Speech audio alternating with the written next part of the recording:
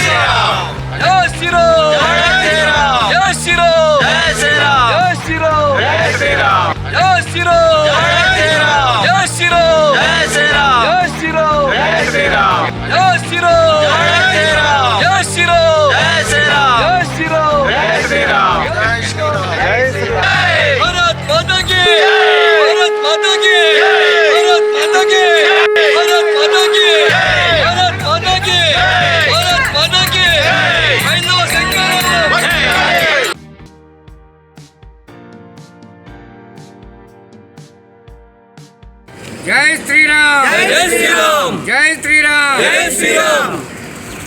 ఈ రోజున విజయవాడలో జరగబోయేటువంటి హైందవ శంకరావం అనేటువంటి కార్యక్రమానికి పిఠాపురం నగరం నుంచి బయలుదేరుతున్నటువంటి బస్సులో ఒక 40 మందితోటి ఈ బస్సును ప్రయాణం చేస్తున్నాము. కారణం ఏంటంటే విజయవాడలో జరగబోయేటువంటి హైందవ శంకరావం సభకి 7 లక్షల మంది వస్తున్నారు. అనేక ప్రాంతం నుండి కూడా, అనేక గ్రామాల నుండి, అనేక చోట్ల నుండి కూడా ఈ బస్సుల నుండి ప్రయాణం జరుగుతుంది. ఈ రోజున మన పిఠాపురం కూడా మనం బయలుదేరుతున్నాం.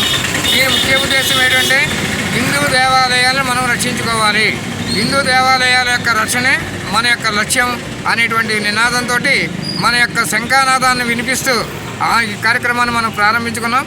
ఈ కార్యక్రమంలో ముందుగా మనందరం కూడా బస్సుల్లో బయలుదేరి విజయవాడ వెళతాం. అక్కడ మన అందరి యొక్క నినాదాన్ని వినిపిస్తాం.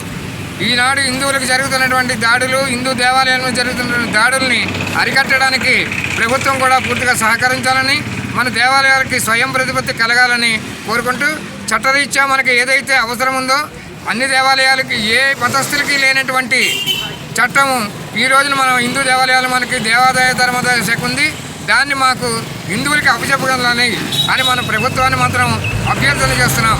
ఇది ఈ కార్యక్రమం యొక్క ముఖ్య ఉద్దేశం. జై శ్రీరామ్.